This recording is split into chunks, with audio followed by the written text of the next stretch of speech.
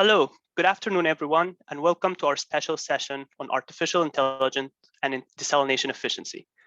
As you know, this year's conference theme is Innovation and Smart Technologies, Building Resilience in the Water and Waste Industries, which makes this session a perfect fit to our technical program. My name is Ahmed Elsheshtawy, and I'm a water production engineer at Water Authority Cayman, and I'll be your moderator. First of all, I want to give a warm thank you to our conference sponsors. We really appreciate the support of Sampic Contracting Cayman Limited, Deal Metering, Mia Water, Water Engineering and Pipeline Company, WEPCO, Consolidated Water Company, DART Enterprises, Florida Aqua Store, and Argo American. Before we get started in the session, I would like to briefly review a few items. You will have the opportunity to submit text questions at any time using the Q&A section on Whova. Questions will be answered during the live Q&A immediately after the presentation. This is a collaborative session where all in attendance will be able to engage in discussion during live Q&A. Now I'm pleased to introduce our speaker, Dr. Mike Dixon. Dr. Mike Dixon is a global expert in desalination and water treatment technology, working with membrane and thermal technologies in Australia, North America, the Middle East, the Caribbean, and Asia. Mike has worked across the entire value chain with technology manufacturers, water utilities, oil and gas companies, pharmaceutical companies, and research hubs. Mike is also the CEO and founder of Synauta, Inc., a clean tech startup working with desalination innovators with a goal to reduce energy and chemical use using data science and machine learning. Prior to Synauta, Mike was Chief Technology Officer for Water Next, Western Canada's water technology accelerator, and application development manager for Nano H2O, a global provider for reverse osmosis membranes that leverage UCLA-developed nanotechnology to lower the cost of desalination with over 300 installations in 40+ countries. In the 3 years from market launch, LG Chem acquired Nano H2O in 2014. Mike is experienced with the development of intellectual property and the commercialization of new technologies. He has more than 60 publications in international journals and is an author of several books and book chapters. Mike is currently the director of the International Desalination Association IDA board. He has been an editor of the IDA journal and a reviewer for the Journal of Membrane Science and Water Research. Mike was national president of the Young Water Professionals for the Australian Water Association, and in 2012 won the prestigious IDA Fellowship Award. On a personal note, I've known Mike for around 3 years, and although we've never met in person, we've had a lot of interesting conversations, and I've always found him to be someone who's really passionate about our industry and always willing to share his knowledge and experience. Mike, you may now share your screen and start your presentation. Thanks very much, Ahmed, and thanks so much for your kind introduction. So, everyone should now be able to see my screen. So today I'm going to tell you about Synauta's artificial intelligence and how we've been working to improve efficiencies in desalination and how across the world we've been able to see as much as 20% opex savings on desalination and water reuse plants. So it's a real pleasure to be here today and talking with you. A little bit about the talk today. I'm going to run through 5 areas. The challenge that we're working with, how Synauta's technology works. I'll take you through some results we've seen from a number of case studies around the world. And then I'll finish up by talking about our team and partners before we move on to a question session.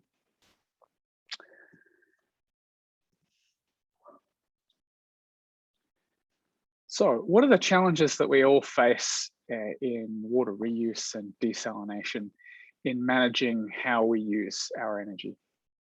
Firstly, I wanted to frame how much CO2 is potentially needlessly wasted by not optimizing desalination and as well as other processes like utility processes in water and wastewater and power generation as well. So around the globe every year, because we don't go to the nth degree in optimizing, we're wasting what we calculated as 162 million tons of CO2 every single year. So this has a huge impact on the planet and something that we can really work towards to helping the climate change situation within our industry. It's a real thing that we can work on here. If you frame it in terms of things that we might understand instead of tons of CO2, it's the same as taking 34 million cars off the road, which is equivalent to saying we'll take every car in Canada off the road, or equivalent to saying let's plant 7 billion trees to accommodate for that CO2. So it's making a huge global impact here, but we can do something about it. Another key point about what's going on at the moment is we're all expected to do more, but with less tools. And that can be pretty frustrating at times as managers of plants and operators of plants and utilities. By being asked to do more with less time, it means from time to time, we just don't do things that are really important to do. And so artificial intelligence can really help in this regard. Is we've all got our jobs to do, but sometimes we just need that little bit of extra help. And artificial intelligence can jump in on the things that sometimes get a little bit fuzzy or take us a lot of time. It can be the thing that works fast in the background so that we're freed up to do other things.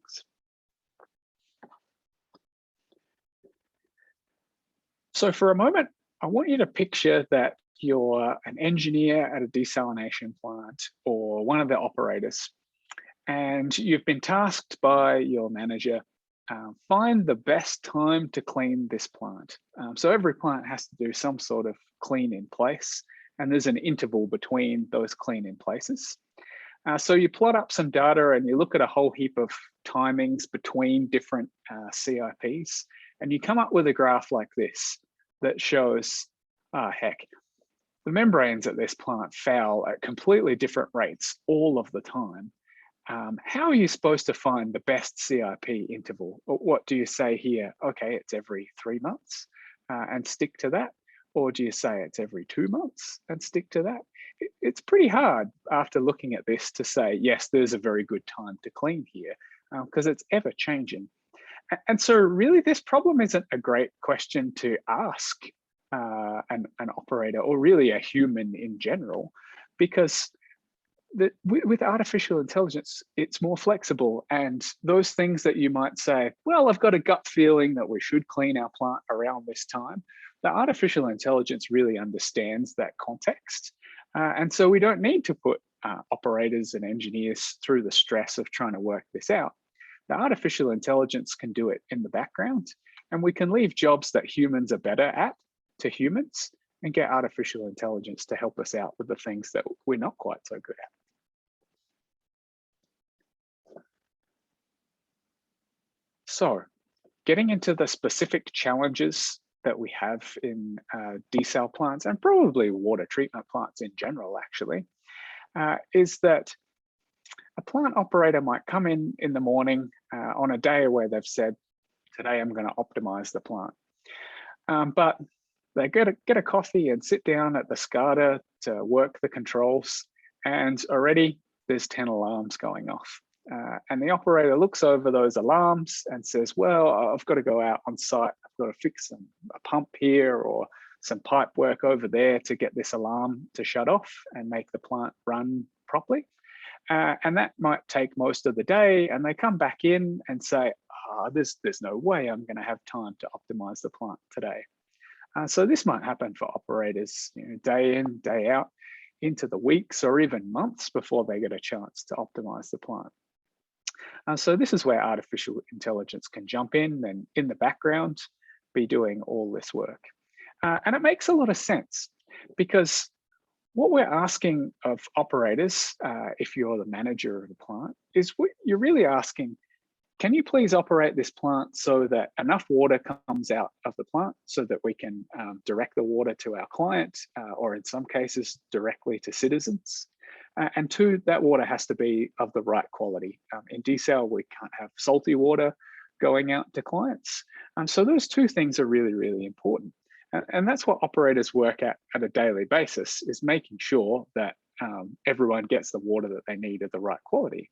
A third and very distant priority for them is saying, oh, and by the way, we use as little energy as possible.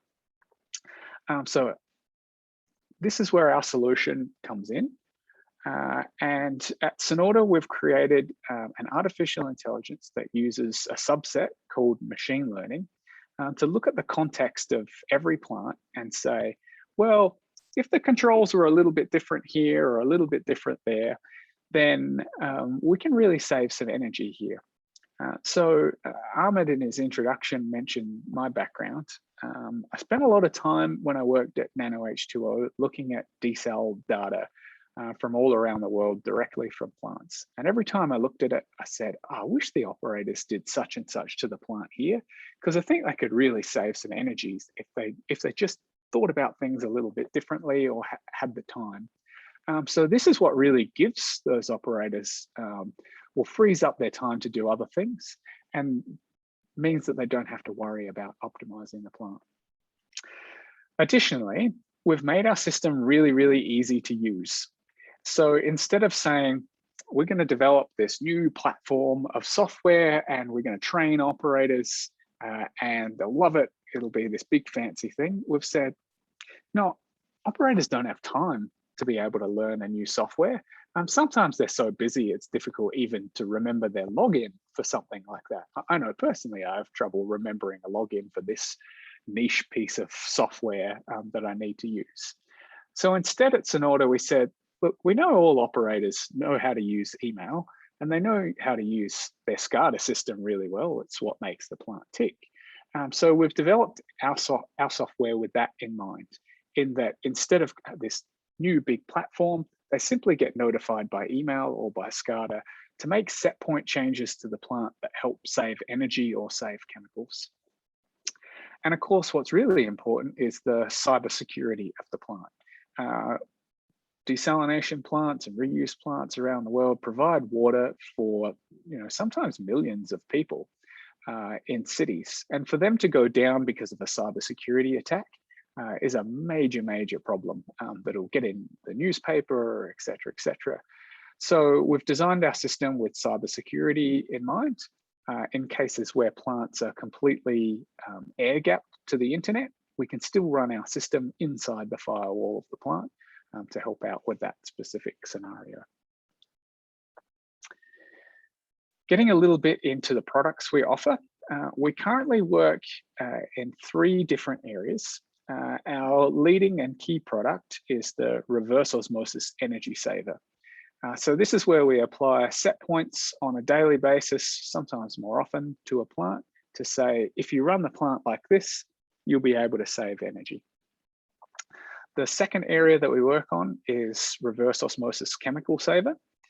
So this works in unison with the clean in place cycles at a plant. So here we say, well, when's the best time to clean? So the operators might get a note saying best time to clean is in 2 weeks' time. And then a week later, it might say the best time to clean is Thursday. So that the operators are then ready, tanks charged, pumps ready to go, and can clean at the optimum time for the plant. The third area that we have doesn't have any machine learning in there. It's simply a reverse osmosis performance reporting. So we noticed in talking to a handful of smaller plants that they don't always have great reporting. They might have SCADA data, but some SCADA systems can be really quite challenging to get the data out, let alone the time required to process it and create meaningful data to make decisions based on. So our third product automatically pulls that information from the SCADA system and shows operators this is what's going on at the plant to help them make operations decisions. So this all boils down to a huge amount of possible opex savings. So here we've looked at a 300,000 meter cube per day plant. You might think of this, there's a couple of plants in Australia and one in Israel that are roughly this size. A while back, this used to be the largest plant size in the world in desalination, but these days it's a moderately sized plant with what's going on in the Middle East with plants even 3 times the size of this now. So we looked at what if a plant like this could save 10% of their energy bill and it comes out to a whopping $3 million every single year. So for a municipally run desalination plant, we can have a huge effect on the bottom line of plant operational costs. But in addition to that, it helps alleviate some of the pressure in having to put up water rates in a municipality, right? There's always political pressure to keep water rates as cheap as possible. So this is something that can be installed to say, okay, maybe we can hold that off for a couple more years instead of having to affect the lives of customers where we're saying, okay, your bill has to go up. Additionally, I mentioned before how much impact we can have on the environment. So we had the Desalination Engineers GHD based out of Australia look at how much CO2 could Synauta save once the product is rolled out to a moderate amount of people in the industry, not the entire industry. And they feel we could be saving in the order of 12 million tons of CO2 every single year. So the message is Synauta's artificial intelligence can, one, really help reduce opex costs, and two, have a huge impact on the CO2 emissions coming from these plants. So that's a lead into why we're doing this and what makes this so important. Now I'll get a little bit more into the nitty-gritty of how does the artificial intelligence work. So in many scenarios around the world, applying artificial intelligence to various processes, the suppliers call it a bit of a black box, and they don't like talking about how it works. But at Synauta, we're really keen to share with you, this is exactly how it works. Because as a plant operator, you need to know what's going on behind the scenes so that you can have trust and confidence that it's going to do the right thing for your particular plant. So right off the bat, we use a supervised machine learning rather than an unsupervised system. And what this means is we tell it exactly what the inputs are and exactly what the outputs are. In many cases, machine learning is used where you don't know what the outputs need to be. And some people do that, but it can be scary at times and hard to trust the results coming out of that. So with Synauta's system, we say, we know exactly what the inputs are, and we want you to do these things on the plant to optimize it. Because Synauta has got a great amount of experience in reverse osmosis from multiple membrane suppliers and other companies from the industry, we know exactly what needs to be done. So to get a little bit more into what's behind the black box, on a daily basis, Synauta receives data from a plant, the raw data coming directly from the SCADA system. And we take that raw data and we say, well, not all of it's useful. There's probably some zeros in there if the plant was turned off, or there might be some instrument problems in there. We get rid of that. And after that data is cleaned well, we feed the data to the machine learning. So for every plant that we work with, a machine learning model is created specifically for that plant. It's not like, hey, we learned some things in Australia, we learned some things in the Middle East, and now, okay, now we're applying it in the Caribbean. It's going to take all the learnings from the plants. No, that's not how it works. Models trained specifically for every plant in every location because of the nuances that happen on plant. Membrane fouling is different in every location. Pump run times are different, and therefore wear and tear is different on high pressure pumps. So by doing this, we get the most accurate picture of what's going on at the plant and can therefore maximize energy savings. So once that model is trained, this feeds into an optimization algorithm that looks to say, well, what's the best state at the plant in history where energy is lowest, given the seawater temperature and salinity right now. So that's great. Then we get those set points, and after that, we validate the set points.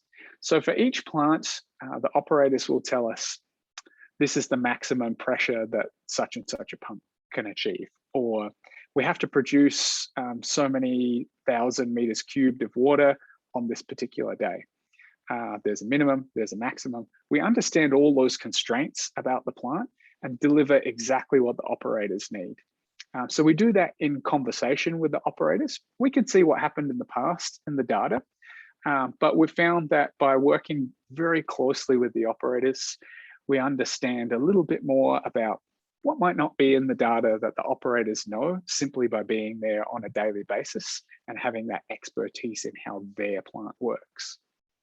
So we validate the set points, and then and only then do we send them back to the operator to say, here are the set points for the day and you'll save this much energy. So the set points come in two different ways I alluded to before. In the first phases of getting going, they come by email. That's to allow the operators to check them over on a daily basis and say, yep, okay, I trust this, this is good. Then they manually enter it into the SCADA system. After that trust is built, then we say, okay, let's connect this to the SCADA system. So in that regard, there would be a pop-up box saying, here's the set points for the day. Do you accept or deny them? And so the operator would just click the button and say, yep, okay, plant optimized for the day. 30 seconds or so work.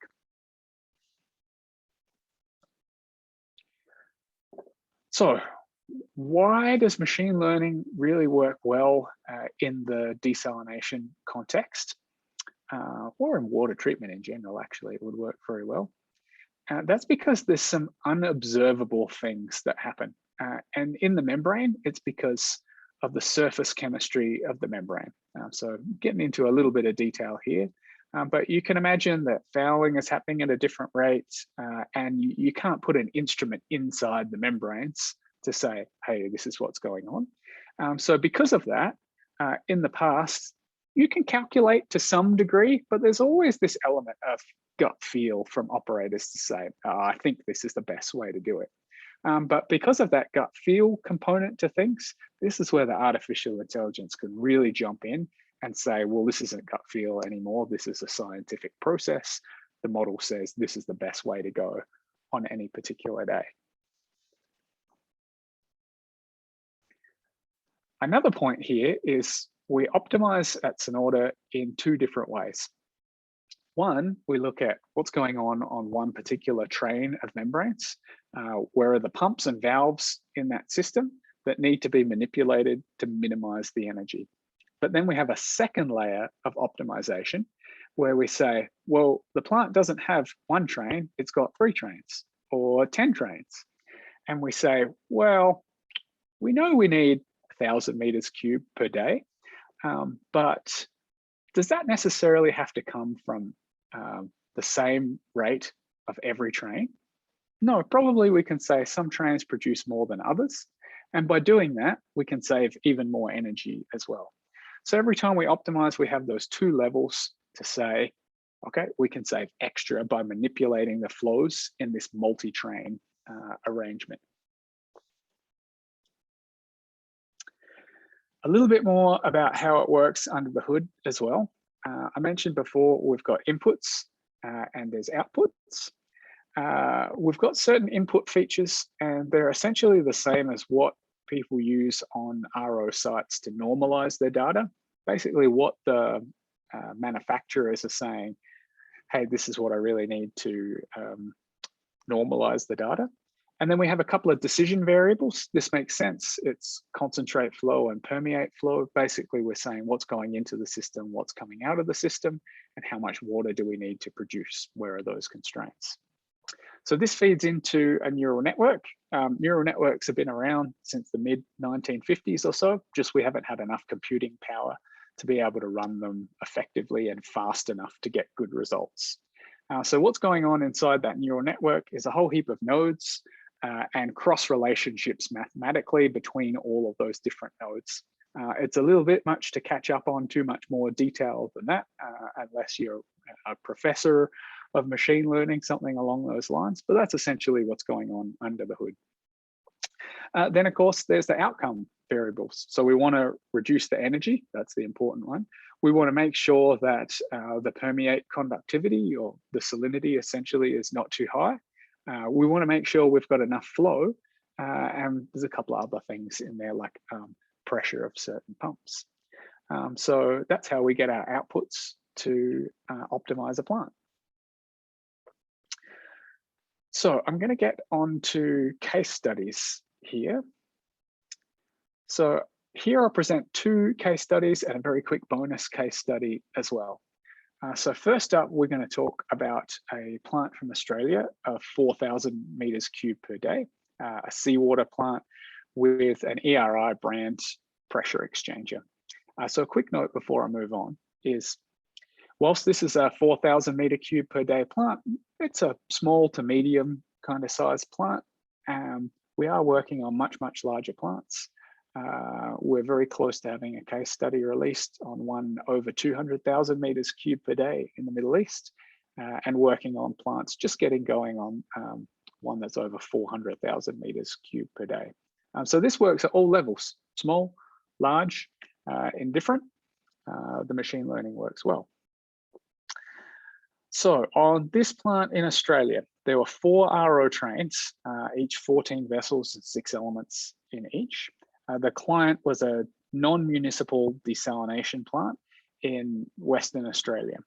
And the reason for treatment is that they need seawater to create dust suppression water because it's an extremely dry environment in this part of the state of Western Australia. So we performed the first phase of operations. So in the first phase, we simply take historic data and we say, look, how much energy could this plant save? So we go away and run the machine learning over, say, 2 years of data, and we get a graph that says on each particular day, this is how much could have been saved. So the red dots here show the energy use before any optimization, and the green dots show after the optimization. So you can see here, sometimes you save lots of energy. At this point here, this was 18% energy savings. And sometimes you don't save very much at all.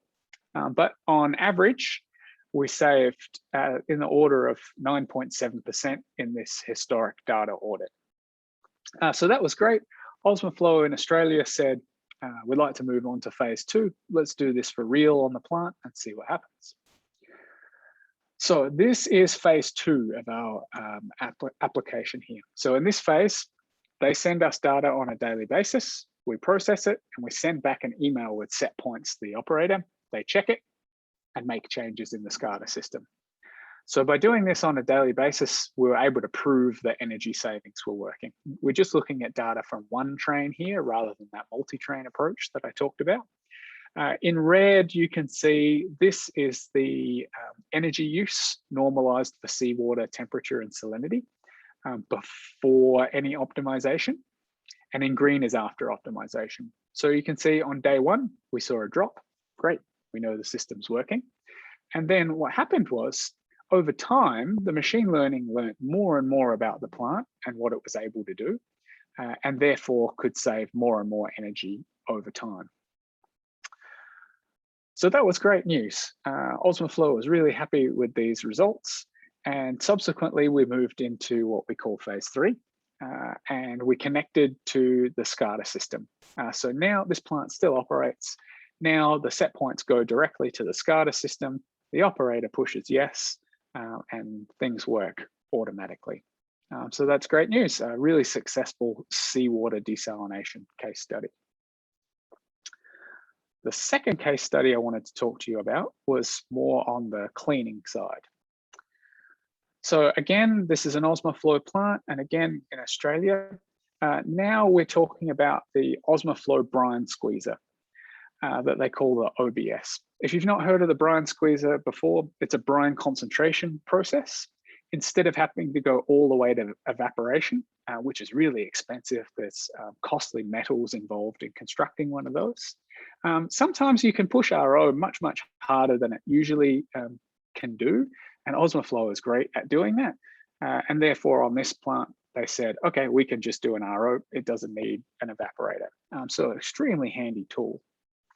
What's different about a brine squeezer is that it flushes the system and cleans much more rapidly.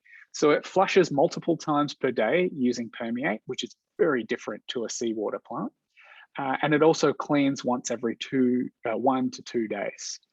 So because of this, Osmoflow said, well, we don't know the best set point to say how often do we flush and how often do we clean. So instead, Synauta jumped in and said, we can apply our artificial intelligence to that. So on site, they have 3 trains of membranes, 60 vessels and 4 in each. We said, of those 3 trains, 2 of them perform similarly. So let's disregard one train and compare head to head the other 2. And so we randomly selected one as the test and the other one as the control. And this plant, just to give you some background, is an industrial site in Australia. It treats wastewater from a lagoon where their idea is to concentrate the water for disposal and then use the permeate to return to the environment. So here we're looking at the set point changes that the machine learning made on a daily basis.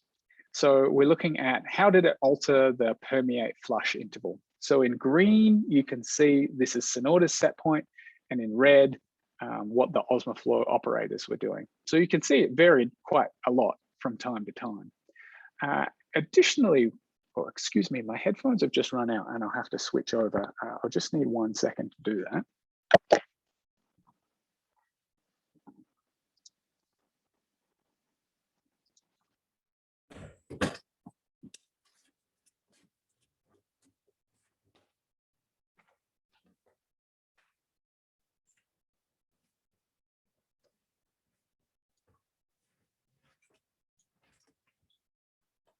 Okay, everyone should hear me again. If you can't hear me, Ahmed, give me a shout. We can hear just fine. Fantastic. So what we were looking at here is how the operators change things compared to Synauta. The interesting thing was that when Synauta made a change, occasionally the operators would look at that change and say, oh, that's better than what we can do, and would copy what Synauta was doing. And so one of the intangible benefits of applying artificial intelligence is that it helps the operators pay more attention to what's going on site, to critical things like how well is this flushing and how well is it cleaning. So that was a really interesting case. What I'm not showing here is the CIP interval, but the machine learning also predicted when is the best time to do that clean in place. And what we found was a fantastic result in opex savings. So we were able to produce more permeate than the control and do less CIPs. So it was 6.2% more permeate produced. You can see in the graph here, at first it started out roughly the same as the machine learning learned what it was able to do. And over time, the machine learning took off and was able to produce more permeate. And at the end, 6.2% was the difference over the couple of months of application.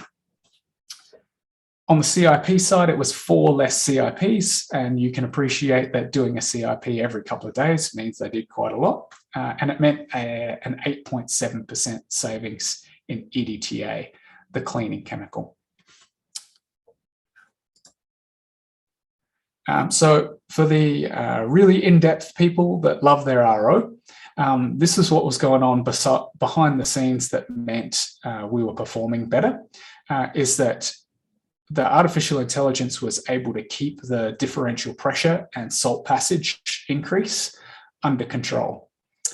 It also means, and this was completely unintended, that the membranes will last longer. So in this case, we projected the membrane should last twice as long. Because it's an industrial plant, the membranes only last a year here, but we feel that they could be lasting more like 2 years. And that's because of this. In green, we're looking at the differential pressure here, and you can see it's relatively stable using Synauta. But in red, there was this occasion here where the differential pressure got out of control, and by trying to perform more CIPs, they really couldn't bring it back down to the same level that Synauta was able to maintain. So great, that means that the membranes aren't going to age as much based on DP. But additionally, there was an effect based on the salt passage as well. So in green, you can see over time, the salt passage was getting better here until it stabilized out towards the end of the trial. So what was going on is the machine learning was working out that if it performed more permeate cleans in a strategic way, then it could clean the membranes better. And thus, again, we're extending the lifetime of the membrane.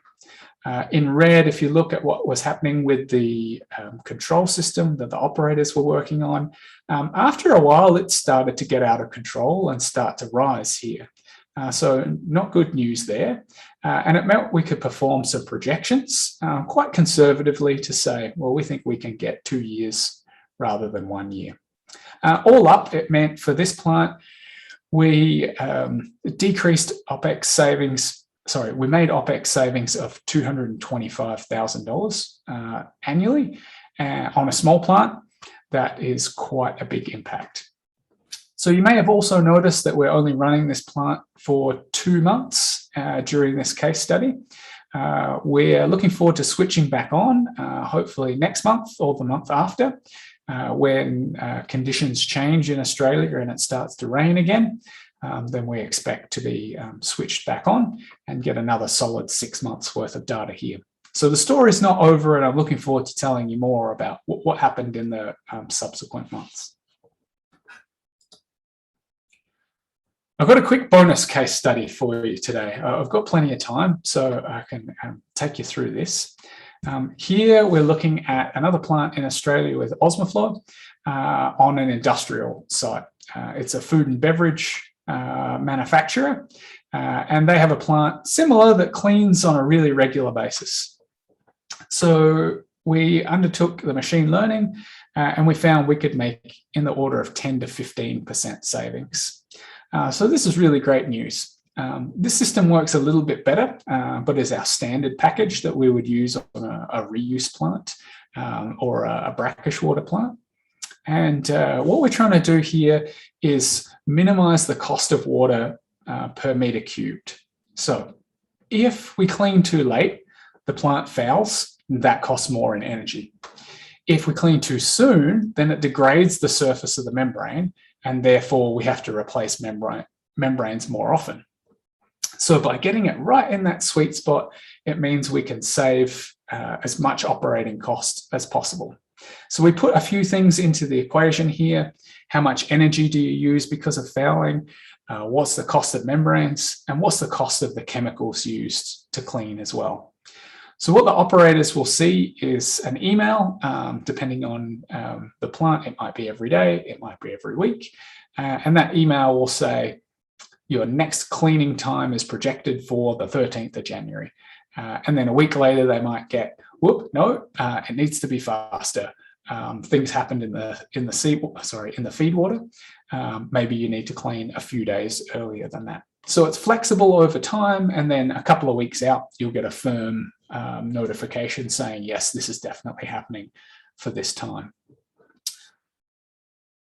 So the way that we do this is we look at what's going on with the flux, what's going on with the salt passage, and what's going on with the differential pressure. And we run multiple models in the background to say, okay, this is the best time to clean. Right, so that's the technical part over. Now I just want to tell you a little bit about the team and our great partners to acknowledge the people that we work with around the world. So on the team side, I'm just showing our management team here. We're now about 10 people all up on our day-to-day team, plus a handful of advisors that help us out. On the management team, there's myself. You heard my background before. I also wasn't in my background. I also worked on the Adelaide desalination plant in Australia, a 300,000 metre cube per day plant. There's Bob Gregorish. He's our Director of Software Development. He's worked in startups as well as larger companies like Hewlett-Packard and Motorola, and previously grew a company from 5 people to 30 people. There's Christy Dixon. She's our Director of Product and Marketing. She also brings a wealth of knowledge from startups and from the water industry as well, having previously worked for the South Australian Water Corporation, a utility company in Australia, and for the Adelaide desalination plant. Karim Tages, our CFO, having built companies and exited a company to Norton, the antivirus software company. Then on our advisory board, there's a few people, maybe you might have heard of a couple. There's Mark Fabig. He was the founder of Osmoflow and grew the company from his lounge room all the way up to over 100 million in revenue every year. There's Dr. Terry Ma and Emmanuel Gayan. They were previously CEOs of Veolia in the Middle East and in North America as well. And from time to time, if you work in desalination, you might have come across Borja Blanco. Borja used to be a VP at Energy Recovery Inc. and so also knows the desalination and energy saving space very, very well. Now a little bit about the plants that we've been working on and partners from around the world. As I mentioned before, we work on anything from 1,000 meters cubed per day up to over 400,000 meters cubed per day. The important ones to note, Engie in the Middle East, we've been working with one plant, over 200,000 meters cubed per day, a seawater plant, and seeing some great results coming out of that partnership. Osmoflow, I mentioned, multiple plants in Australia. Sathir, based in Spain, optimizing seawater plants with them of the size of anywhere from 500 meters cubed per day. Like half an MLD, up to 20 MLD with those guys. And Veolia in Australia, working with them on a couple of different seawater plants. A quick note on our sponsors, essentially. We've been working with Sustainable Development Technology Canada for a couple of years here. You might not have heard of them, but they've been extremely beneficial to Canadian businesses in the water industry. They know water really, really well and fund multiple water companies every year. They were responsible for helping get Xenon off the ground, as well as Trojan, and more recently Saltworks. So a couple of companies that you might have heard of that were really seeded by SDTC. Okay, so to close things out and get into questions, there's a real great opportunity here for working in desalination across the Caribbean because desalination is a climate-independent source of water, and so many of your islands don't necessarily have rainfall in the right places to make sure that people that live in certain areas have enough water. So an excellent opportunity in desalination, as you all know, across the Caribbean. And it's also an opportunity for those plants to invest in technologies that make business sense. With Synauta, there's an extremely clear business sense to it in that we operate the artificial intelligence, it saves energy, and therefore you save opex on your plants and reduce the bottom line. Make the bottom line a lot better through time. But it's also an opportunity to help train operators for Industry 4.0. This is really coming at the water industry hard and fast. It's a little bit different to how we've done things in the past over the last 10, 20 years, but things are really moving at a much faster pace these days. So we offer the opportunity to really help train operators for that new operating paradigm. So that's all I have time for today. But I'm very much looking forward to questions from the audience. So over to you guys. Right. Thank you so much, Mike, for this excellent presentation. Desalination and water reuse are becoming more and more a big part of achieving water security in the Caribbean. However, one of the largest obstacles has always been the high cost associated with them. So it's really great to hear about how new technologies like machine learning is helping tackle this problem and make desalination more affordable. So at this time, everyone in the session may participate in the Q&A. If you have any questions, you may submit them via text in Whova, and or on Zoom if you're joining us via Zoom. And I'll try my best to ask your questions and get Dr. Dixon to answer them. And remember, if we run out of time, you can always contact Mike directly through this contact information you can find on the speakers page on Whova as well. So Mike, I have a question for you, very first question, and is Is the neural network trained, optimized solely on the target plant's data, or is it a pre-existing model generated from various data sources that is then trained on new data from the target plant? No, it's definitely created for each particular plant. So a bit more detail on what we do. So we take that data from the plant, and the machine learning needs to be a little bit different each time. So there's various parameters in there that we tune.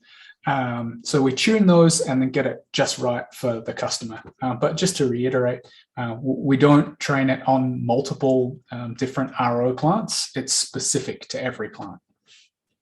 Great, thank you. And I have a question for you as well. Can you talk a little bit about the challenges you face when trying to implement your technology in a new plant or a facility? Some of the time challenges come from instrumentation. So to get going with any project, I mentioned phase one, that we call a machine learning readiness report. So during that time, we say, hey, send us a whole heap of data. We'll tell you from your P&IDs which instruments to send over. And usually that means after plotting the data, we see, oh, okay, that instrument's having a problem right now. That problem may be the instrument is off and the SCADA is just simulating that data. Or it could be, hey, you don't have any decimal places there. If you had decimal places, the machine learning would do a much better job. So it's helping make that bridge between, okay, we know RO and machine learning really well, but making a bridge to the operations of the plant to say, this is how you would implement that machine learning. So that's one of the challenge. Sometimes it comes down to, hey, how do we get data out of this plant? So in those cases, we sit down with operations and management and say, we've got some tools to help you here. This is how we could do things and help best automate that process as we can. So yeah, that's generally the main challenges that we have. Great. Thank you for that. Another question is, you mentioned supervised machine learning. And once the machine learning model is trained for a particular plant or facility and starts giving those output set points, is there a point where you do some sort of a manual review of how the model is working to make sure that the output set points are what they should be? Absolutely. Yeah. As we get going with using the set points, we do a couple of tests. So the first test we run is a factory acceptance test. During that time, we've got an application, in fact, a couple now, of application engineers on our staff, and they look over on a daily basis, is this doing what it's supposed to be doing, and is it saving energy? So in the cases of if there's a glitch in the data or something, then the application engineer is looking for that. And as that factory acceptance test progresses in the background, we're making sure everything works. And then when we get to we have a performance test after that, then we try and stand back and say, okay, now it's running by itself. But during those tests, there's always someone looking and saying, yep, that's a good one on our end, before the operator says, okay, that's a good one from our perspective as well. Okay, that's great. We have another question about the cleaning optimizer. And it is about what exactly the parameters that go into optimizing the cleaning cycles. Sure. It's a little bit more than what we collect on the energy side. We are looking at what's the energy use associated with the high pressure pump on site, and therefore how much is that changing based on fouling of the membranes. So that's the first thing.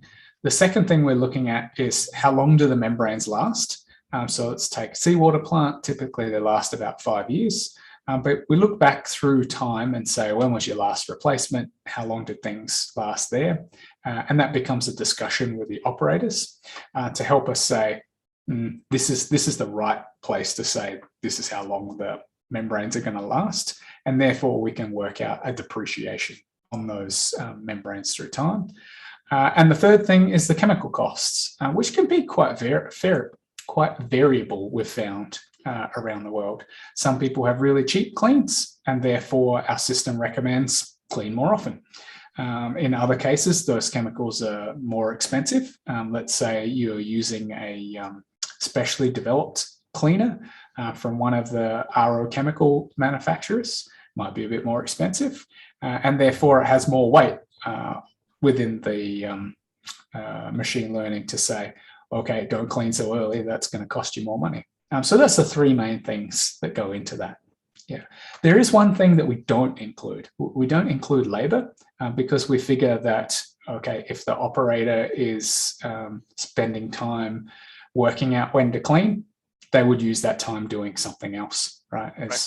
They're always so busy. And Ahmed, you can attest to how busy you are running plants. They're always doing something. So we don't put that into the equation. That makes a lot of sense. We have another question. Speaking of operators, could you elaborate a little bit on what sort of training might be required for plant operators and engineers? I know very little goes in it because, again, it's a couple of set points, but can you talk a little bit about that? Sure. We usually have a session with all the operators on plant, and we shift that around depending on who's on what particular shift. Generally, we talk them through, this is how it works. So similar slides to what I took you through today and what they can expect. We tell them what the benefits are of them spending their time thinking about this. And then we show, okay, this is how data transfer works, and this is what you might have to do on a daily basis. And then we also report back to operators on a monthly basis for every plant. So we find it extremely valuable to sit down with operations at the plant and work out what they really want. So some of that goes into training, but the operators also spend a little bit of time explaining to us, this is how it works, so that a relationship is formed between Synauta and the plant. It's not a case of, here's your set points, take them or leave. Excellent. We have another question, and it is a SCADA system required to work together with this software? Usually, yes. In the cases where you have just a PLC, then sometimes we can get a CSV data dump from the PLC, but it would require a manual step usually for an operator. Say, I'll plug in the USB stick and I'll walk it from the PLC to the internet. So we can still do it, but it might just take a little bit of playing around with to get right. Yeah, SCADA is definitely preferred because then we can automate the data output. Like I say, we don't have to automate the data input. It depends on the plant and it depends on the security comfort of each plant as well. But good question. Great. And just building up on that question, have you found like certain challenges with different SCADA systems that are more easier or more difficult to integrate with your technology? Yeah, we've found that the Schneider system works really, really well and quite comfortable with that. Ignition works pretty well. I know there's quite a few plants across the Caribbean, like Consolidated, for example, uses Ignition from time to time. Ignition works really, really well. The others are okay. It just takes a little bit of time to understand exactly what's been set up on plant and how does it work. But yeah, there's two especially that are really good. It's never a, no, we can't work with that SCADA. But it's occasionally, let's spend some time to work out how to do that. That's great. That's for now. Trying to look if there are any more last minute questions coming in. Second, doesn't seem to be any more questions. So I guess we get to let you go a little bit early. So just once again, I just want to thank you so much for this presentation, and I want to thank all our everybody who attended this session. It's definitely been a very great presentation. I really appreciate all the questions and from everyone. So this session has now come to an end, and we hope you enjoyed it. Remember, if you have any additional questions for Mike, you may reach out to him by phone or email, and you can find this information at Whova. You can also find his presentation slides on Whova as well. And finally, I would like to encourage you all to visit our virtual sponsors and exhibitors booth to learn more about what they can offer and how they can help your organization. And on behalf of CWWA and Water Authority Cayman, we're so glad you joined us. Thank you so much for attending.